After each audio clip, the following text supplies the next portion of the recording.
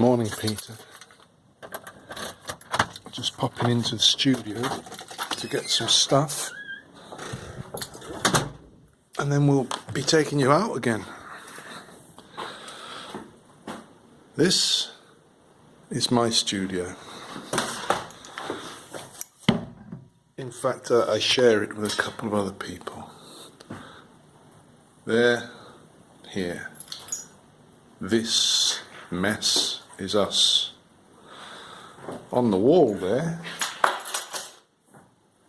we've had another go. We went back to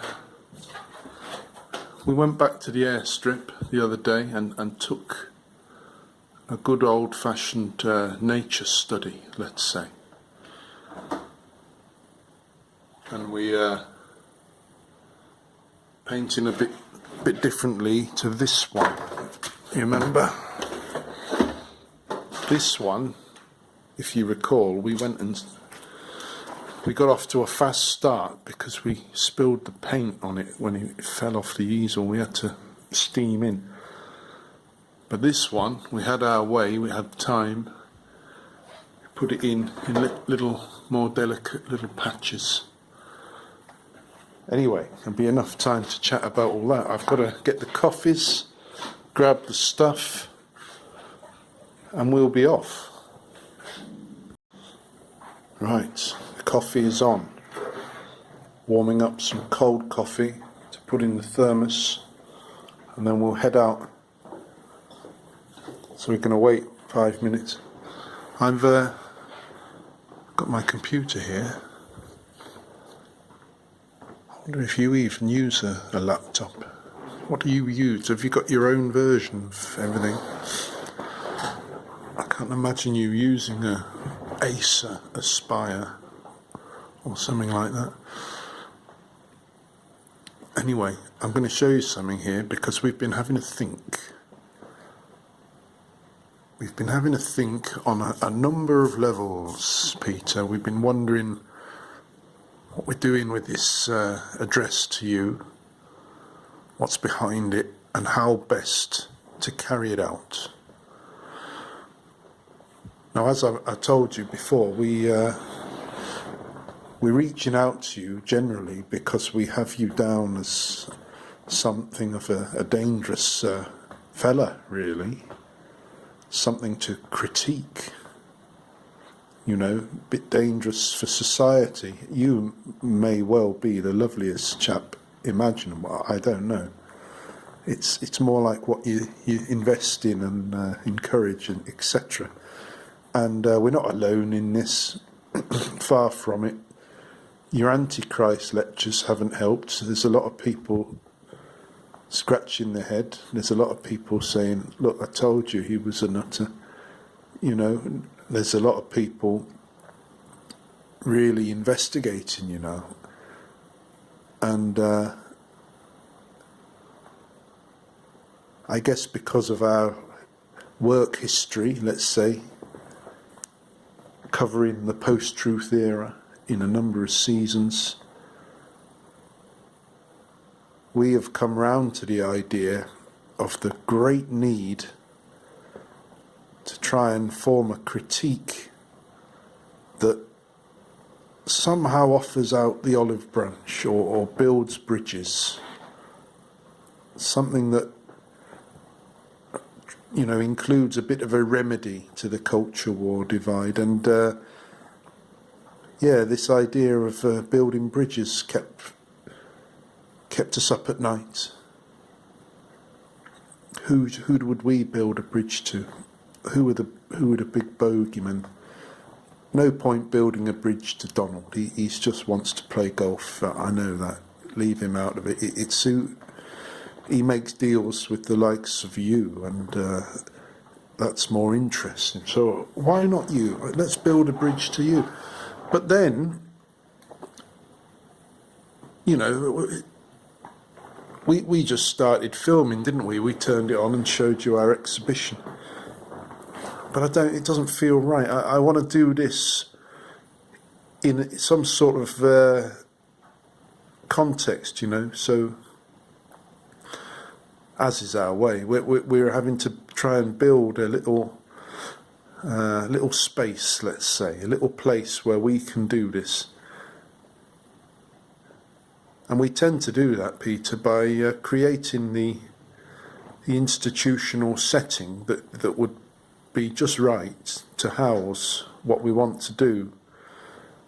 Because obviously such a setting doesn't exist, or if it does, you have to be some sort of top professional to get, you know, the chance to do a residency or something like that at a real institution. You know, who's got the time and the energy, Peter? It's much better on all counts to create your own space and make that part of the actual work. Our problem, oh good Lord, Peter, look at this shit here. See, going on. I think it'll be all right. I'm going to pour it into here.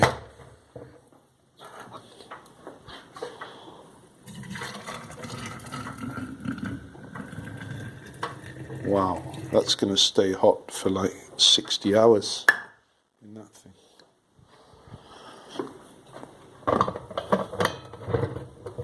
Anyway, I'll leave that for a bit.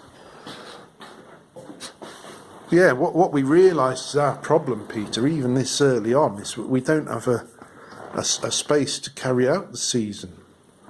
So we're in the middle of making one, and you can see a couple of ideas here. Look, so an institution for psychological bridge building, Peter. I mean, that sounds like the sort of thing we should apply for. We've called this one Clean Slate. I don't know if you can see it there. You know, obviously, wipe the slate clean, start again, that sort of thing. That could work. We like to use the sort of cutout effect. Implies a negative, doesn't it? Negative sort of space. But then, somehow or other, we got on to the notion of calling it deep sigh. And I'm not sure which way round it was. I think I might have been thinking of Silent Sigh by Badly Drawn Boy. I did some sort of search, and then I came across, on the search, a lot of papers about the science behind sighing, and it interested me. It's something to do with a sigh is some sort of resetting of the neural pathways. You know, when you do a deep sigh, it's not exasperation or stress or something, it's like an automatic resetting.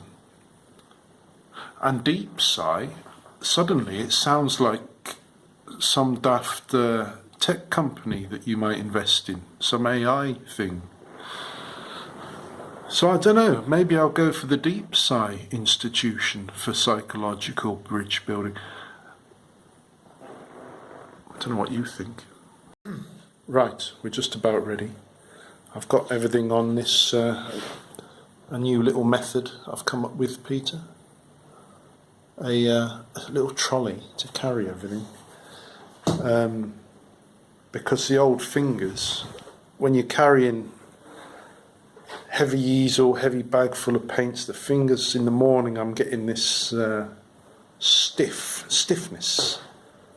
It's also because my job at the Volvo showroom is very physical as well, and I don't want to overdo it. So I saw some pensioners scuttling along, carrying their cases of full strength lager, as they do, coming off a boat, and they all have these fold-away trolleys. So I thought I'd have one. Anyway, there we go. We've got that. We've got the bags. We've got the thermos. We've got the hat, because it's a warm one. I'll close this. Now, I don't know what you make of that, and I'm not decided particularly. I'm not even sure if institution is the right method at all anymore. I mean, since I've been reading this again, not so much for the actual book, funnily enough, but for the idea. Is this something worse? Are you something worse? Is what you're cooking up something worse? And in that something worse, I don't think institutions are part of the ball game, are they? It's more like there's a platform, it's running, and you can like it or lump it. I think that's what it's going to go down as, in a sort of network state, like it or lump it fashion. I've been reading a bit more. We subscribe to Gil Duran, Peter, and I wonder if he's probably reached out to you for an interview. But it's very interesting. We got his book on order. Anyway, I hate to go on, especially when the sun's out. We've got the trolley loaded, and we've only got a few hours as it is that we have to go and drive the children. So I'll stop going on, and I will turn you back on in front of the subject, Peter. Yeah, so I hear you've been titting about in Argentina recently, Peter. Is that the new spot? Gil Duran reports it. Several others.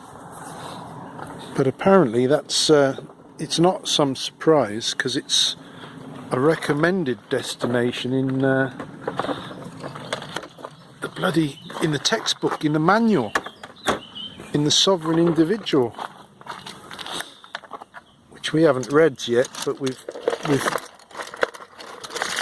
read bits of here and there, but we perhaps have to get hold of it, see what you're up to. But it's too late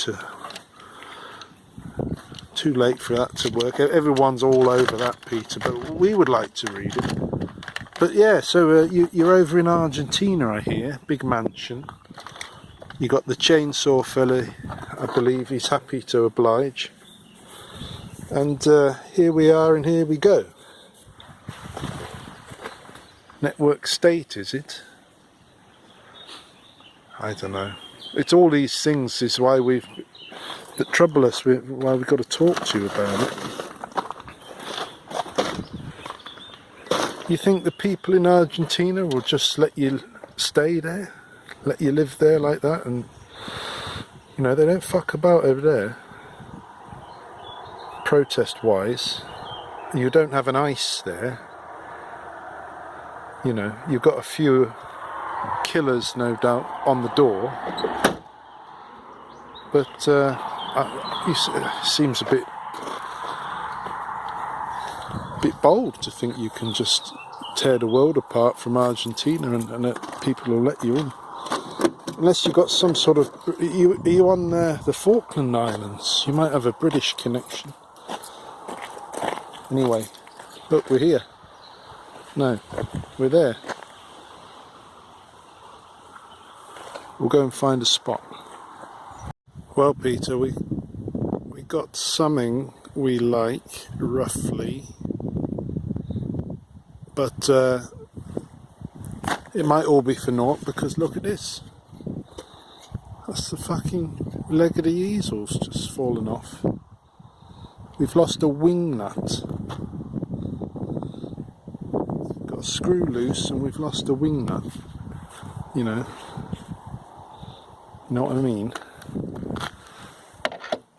But so it might be all over, but we're going to try and set it up anyway without, and I'll let you know. Right, Peter, it's not going to work. We tried to make a start and the whole thing fell over. The merest gust of wind, so we're going to have to go. So that's that. With a bit of luck, I can just go and get another wingnut and be back out here. But I've got to drive my girls off here and there. It's about 8 in the morning. I think they've got to go at about 9. So we didn't have much time anyway, but that's how it goes. I'll tell you something, we're seriously considering camping here. You see, all around. We had a little walk the other day. When you walk around the edges, the views are even more, juicy for this sort of work, this sort of time in the season. Anyway, got to go, Peter. Maybe we'll put you on later on if we come back.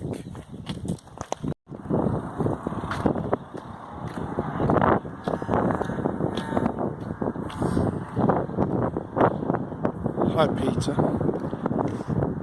We're just going to go and replace one of these for the easel.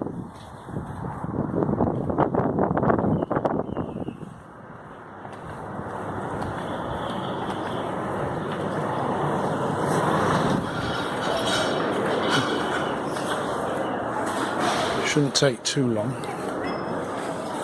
And a few hours has gone past. And it's a bit hot, so we're not going to go back to the motif till later this evening probably.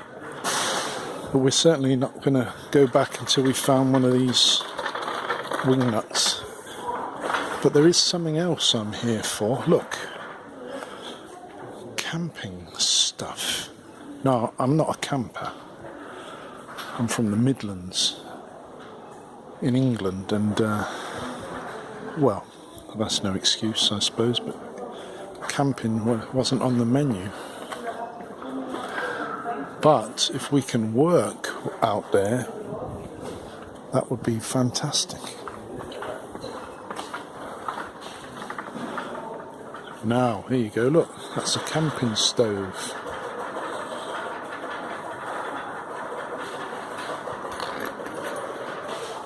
God, there's loads of stuff.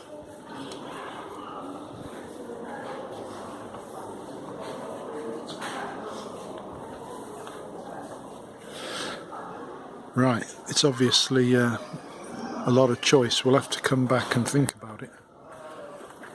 Or go to the Lopis. The Lopis is a second-hand shop, Peter.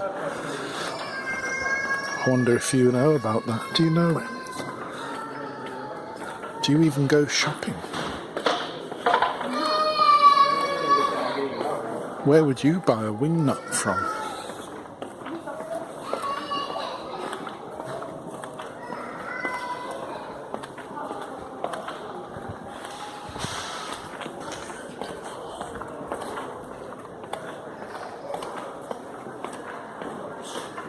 Anyway, this is an enormous shop, and this is a very little wingnut.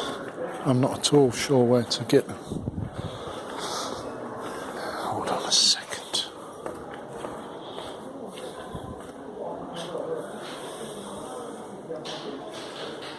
Wish I had an assistant, Peter, like you. I could just order a few wingnuts. I'd have a case of them, gold ones, immediately brought to me.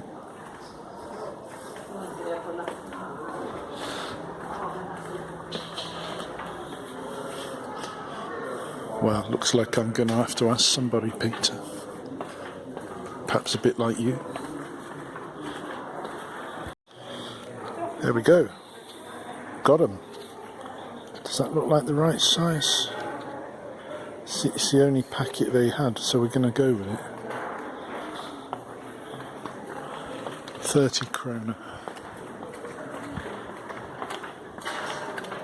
And we'll leave the camping gear till another time.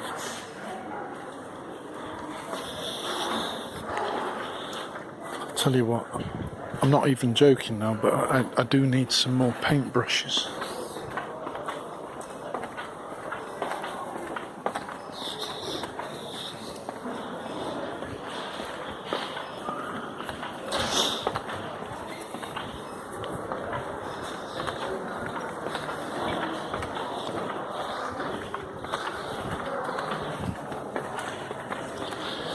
See, we've we don't really use the best quality stuff, Peter. We can't really afford that. But we found that you can actually get on just as well with the minimum. Can we push the boat out for that? I think we're going to have to, really. Or maybe this. So it doesn't really matter. It's like the golfers, Peter, the best clubs. It doesn't make you have any bit more success necessarily.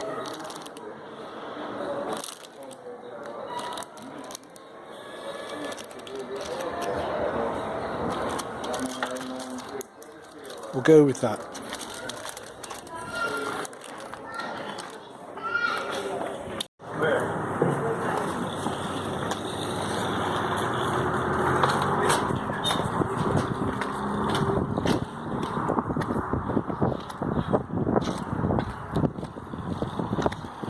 Right, we did it, Peter. We've got the Wingnuts, got some brushes. Now we just need some time to get back out there. It's actually, it's occurred to me, so many hours have gone that the sun will be in a totally wrong position now. But we might be able to go out and carry on working on that other study we showed you. It's not finished. Now we shall see if these Wingnuts even fit.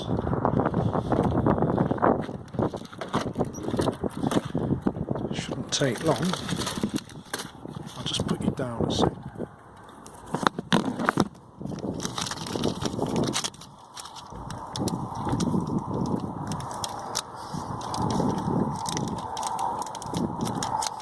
So what's it like in Argentina then, Peter, I wonder? Found some friends, neighbours.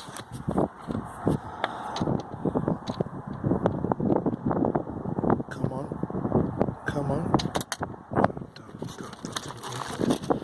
Got a bit too excited there. I thought we were on the thread. Now we're on the thread.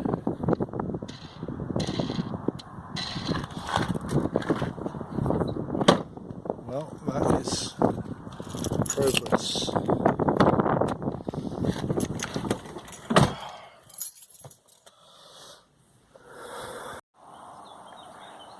Hi Peter, we're back out. It's evening time. We spent the afternoon rushing around, doing this and that we needed to do, including taking our mother around the shops, picking up the children, making dinner, etc. So after we got those Wingnuts, there wasn't really time to go out painting, but we are back and we've been doing a bit of sketching. I've had my eye on that one for a while. This isn't really a sketch, is it? It's sort of a kind of plan which really helps, but you couldn't hold it up as something to look at in itself maybe. But these little sketches help, and we've been doing it around this area, closer to the road. But there's lots of very young trees here. It's quite interesting. But that's about it. The message today didn't really get anywhere, did we? We were hoping to paint that view, and then it sort of went downhill from there. Now it's close to 10 o'clock,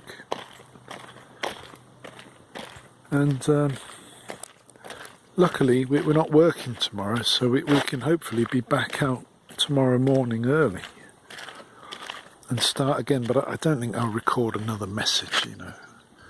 We don't need to take you every time. I mean, look at that. These young pine trees are something else.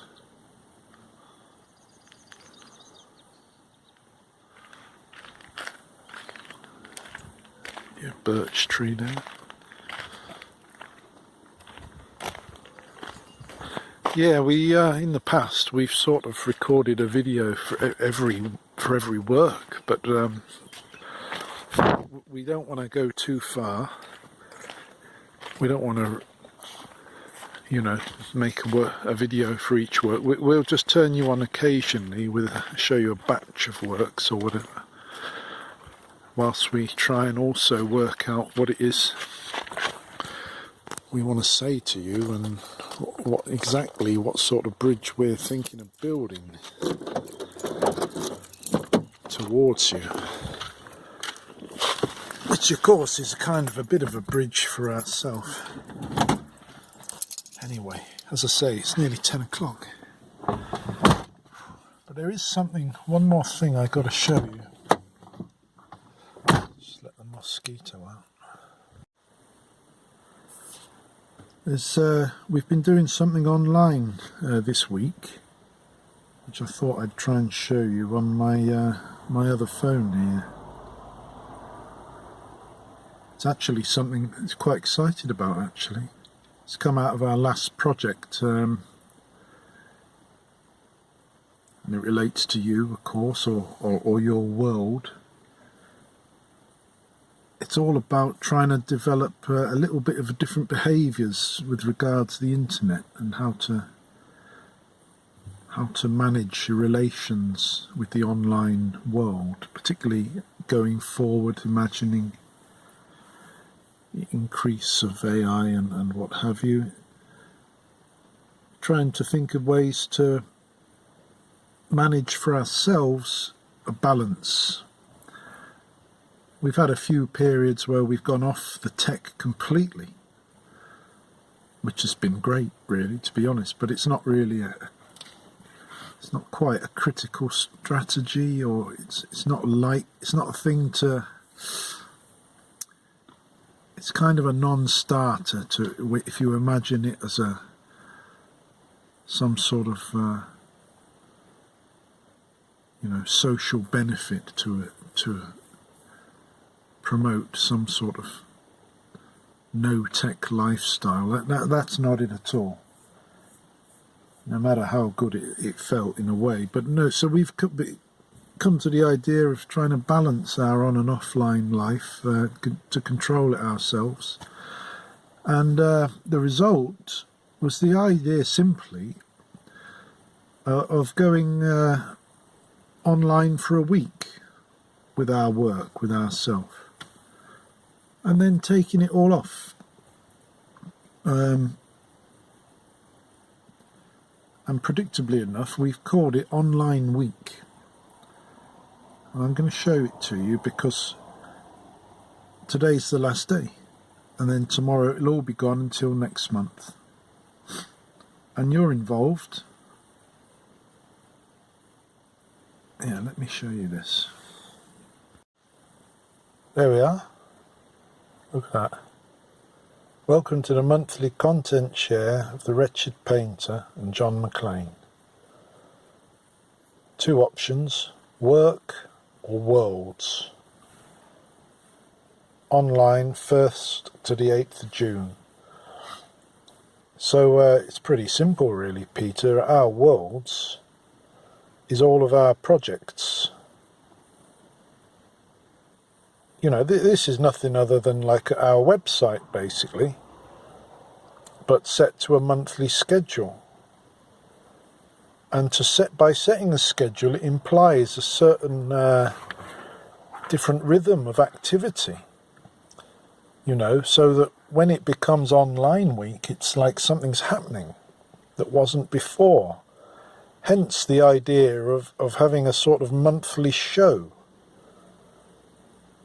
This is what I've cobbled together. It's like a combination of works that I'm showing this month.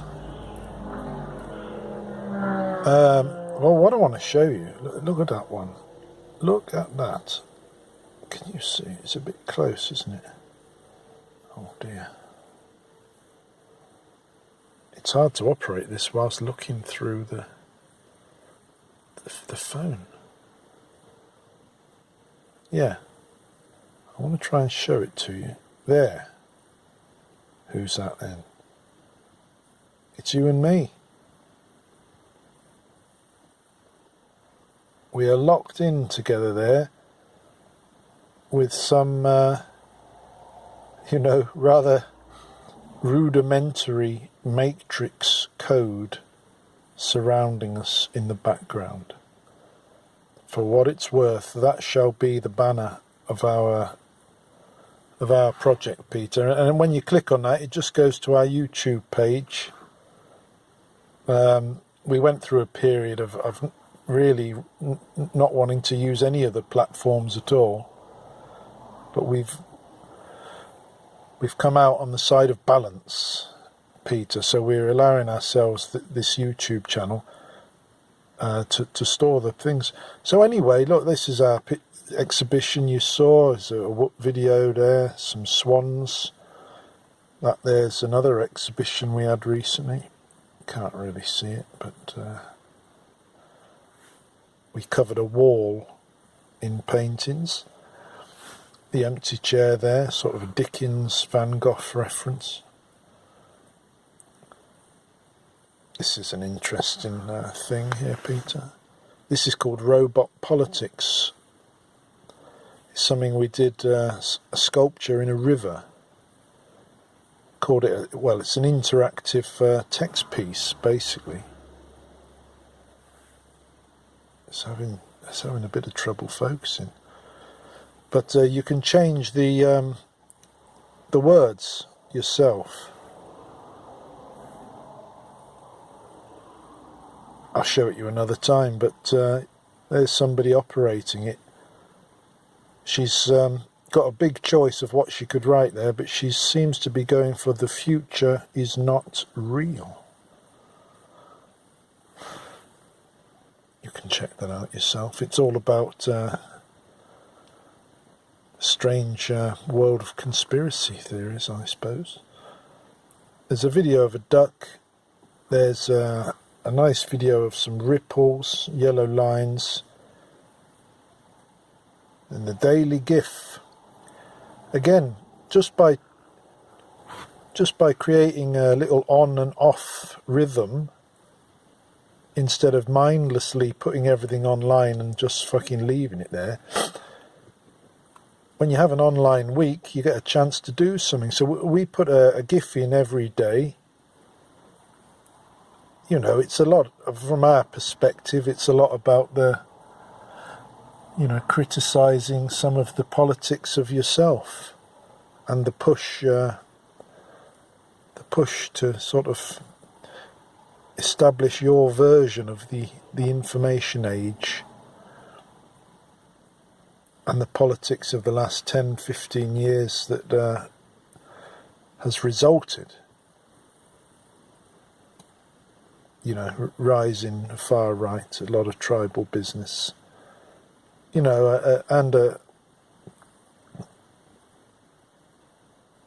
that's that doesn't actually reflect our state, actually. But in a way it does, but we've made something of a general feeling of a lowering of morale across the board. Here's one for you, look. I think that does apply to you, no matter how many blood transfusions you have. You are not going to Mars, Peter, ever. And if you're not, we're certainly fucking not. Anyway, I end the on the 7th day. We've got this GIF of a bubble about to burst. When's it going to be, Peter? I believe you sold all your shares in Nvidia or something. Are you imagining the bubble's about to burst? I don't know, but such are the ideas that we can mess about with by having a little space for ourselves created simply by refusing the automatic 24/7 internet logic that we've all come so used to. we're not having it, Peter. So we're going to put up another little show next month. But until then, I'm going to remove all this from the my site, and that'll be that. Now, moving it all off the site is not really some sort of environmental statement, you know. It's not really that. You hear a lot about the carbon cost of your YouTube videos and streaming. That's true. But I wouldn't know really about it. I wouldn't know if putting stuff on and off, you know, maybe it's better just to leave it on than to constantly keep re-uploading stuff. So I don't know. And it's not the point to discover exactly what takes the most energy and such like. This is all about, really, for ourselves to build a relationship with the online world that we control a little bit, and to see what possibilities arise when you do that. And the answer, at least from this little experiment, is very, very many. Just by reducing and deciding we're going to do a little bit now, then stop. And then it gives you the chance to think and prepare something for next time. And of course, it really doesn't matter if anyone looks at it. First and foremost, it gives you yourself a better sense of the creative possibilities of online space, rather than just a dumping ground for stuff. Anyway, it must be nearly 10:30 now. We're going to get going. I'll turn you on when we've done a few more studies, Peter, or perhaps when we're out camping. See you later.